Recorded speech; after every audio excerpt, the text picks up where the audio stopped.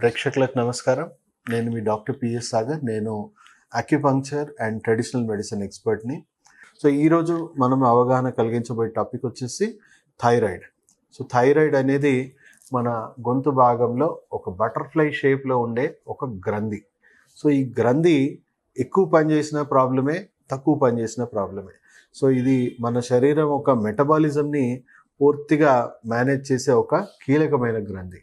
And మనకు ఈ thyroid సమస్యల వల్ల ఇరిటేషను, మానసికంగా కొన్ని సమస్యలు వచ్చే అవకాశం ఉంది.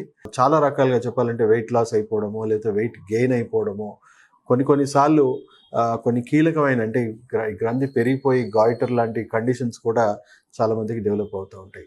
సో థైరాయిడ్ సమస్య ఆల్మోస్ట్ ఎవ్రీ ఆల్టర్నేట్ పర్సన్కి ఇవాళ రేపు ఉన్నట్టు మనం చెప్తా ఉన్నారు. సో ఒక రకంగా ప్రతి ఇంట్లో కూడా ఈ థైరాయిడ్ పేషెంట్స్ ఉండే అవకాశం ఉంది.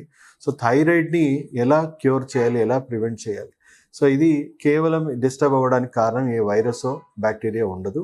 సో కొన్ని కండిషన్స్లో ఆటో ఇమ్యూన్ డిసార్డర్స్ వల్ల, అంటే మీ రోగ నిరోధక శక్తిలో ఉన్న డిఫెక్ట్స్ వల్ల వచ్చే అవకాశం ఉంది. ఎస్పెషల్లీ గాయిటర్, హషిమోటో డిసీజ్ అనే ఏదైతే ఉందో అది ప్యూర్గా మీ ఇమ్యూన్ సిస్టంలో ఉన్న ఒక తిరుగుబాటు చేసే ఒక గుణం వల్ల ఉంది.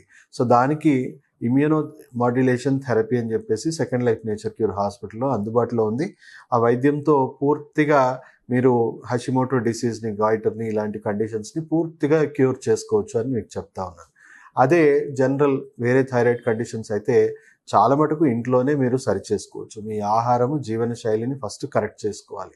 అతిగా ఒత్తిడి కానీ, లేకపోతే ఆహారం టైంకి తినకపోవడం కానీ, లేకపోతే రాంగ్ ఫుడ్స్ అంటే wrong diet, life style maintain చేయడం కానీ, ఇన్యాక్టివ్గా ఉండడం కానీ, ఇలాంటి కండిషన్స్ వల్ల మనకి థైరాయిడ్ వస్తుంది. కానీ మీకు ఏ వైరస్ బ్యాక్టీరియా వల్ల వచ్చే అవకాశం అయితే అసలుకి లేదు. ఇది ఒక pure non communicable disease.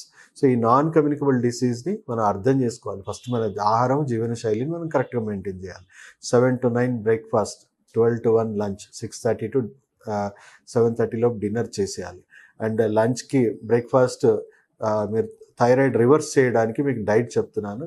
Morning బ్రేక్ఫాస్ట్లో ఫ్రూట్స్ ఎక్కువగా తినండి.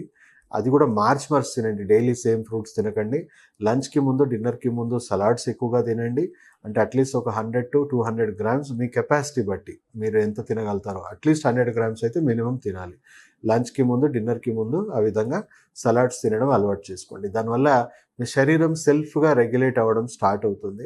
అండ్ టైంకి పడుకోవడం కూడా చాలా ఇంపార్టెంట్. అంటే అట్లీస్ట్ 9-9:30 లోపు నిద్రలో జారుకోవడానికి మనం ప్రయత్నించాలి. ఎందుకంటే 10 దాటిపోయింది అనుకోండి, హార్మోనల్ డిస్టర్బెన్సెస్ అనేవి ఎక్కువగా అవుతాయి. ఎక్కువగా లేట్గా పడుకునే వాళ్ళకి శరీరంలో హార్మోన్ల అసమతుల్యతలు ఎక్కువగా ఉంటాయి. సో ఫస్ట్ జీవన శైలి విధానాన్ని మార్చుకోండి. తర్వాత థైరాయిడ్ గ్రంథిలో సమస్యలు ఉన్న వాళ్ళకి నేను ఒక ప్రెషర్ పాయింట్ చెప్తాను మీకు. సో థైరాయిడ్ గ్రంథి సంబంధించిన ప్రెషర్ పాయింట్ వచ్చేసి ఎక్కడుందనేది చూపిస్తాను. సో ఇది చూసుకోండి. మీ లెఫ్ట్ హ్యాండ్లో ఈ థమ్ ఫింగర్ ఏదైతే ఉందో ఆ థమ్ ఫింగర్ నుంచి ఈ ఏరియా మొత్తం కూడా థైరాయిడ్, పారాథైరాయిడ్ సంబంధించిన గ్రంథికి సంబంధించిన కీలకమైన నాడులన్నీ ఇక్కడ ఉన్నాయి. సో అదే మీ రైట్ హ్యాండ్లో చూసుకుంటే రైట్ హ్యాండ్లో ఇక్కడ ఉంది. సో దీన్ని ఎలా ప్రెస్ చేయాలి అని అంటే ఈ 3 వేళ్ళతోని ఇలా ప్రెస్ చేయండి.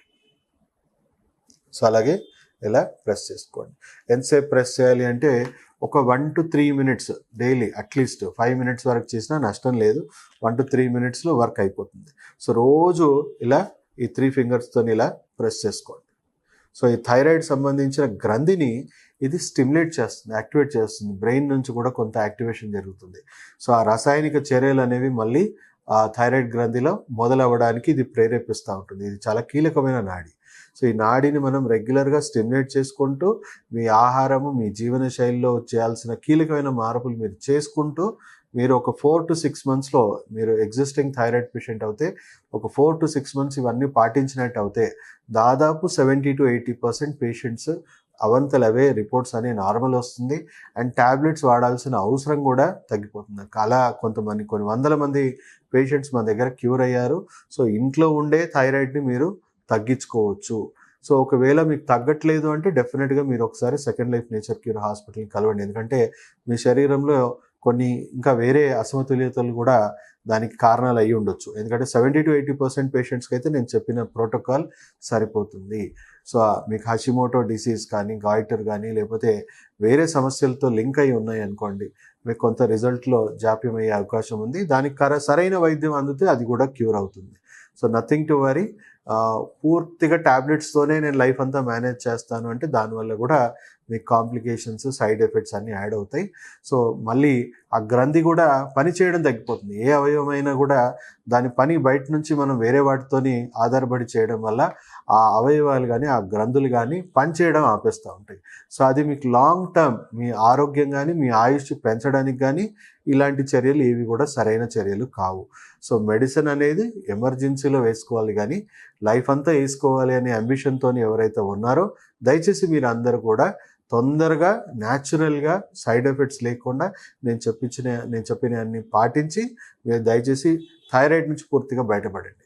ఆర్ మీకు ఏదన్నా పర్సనల్గా నాతో సలహాలు, సూచనలు, ఆన్లైన్ కన్సల్టేషన్స్ కావాలనుకున్నా కూడా కింద ఉన్న నంబర్స్ని మీరు సంప్రదించి అపాయింట్మెంట్స్ తీసుకోవచ్చు. ప్రతి ఒక్కరికి ఈ వీడియో షేర్ చేయాలని కోరుకుంటూ, ప్రతి ఒక్కరికి ఈ నాలెడ్జ్ని, ఇది ఏదైతే హెల్త్ లిటరసీ అంటామో, ఈ బేసిక్ నాలెడ్జ్ ఆన్ హెల్త్ ప్రతి ఒక్కరికి అవసరం కాబట్టి ఈ హెల్త్ లిటరసీని పెంచడానికి మీరు కూడా భాగస్వాములై స్వస్థ్ భారత్ మిషన్ని మనందరం కలిసి చేరుకోవాలని కోరుకుంటూ సెలవు తీసుకుంటాను. మీ డాక్టర్ సాగర్.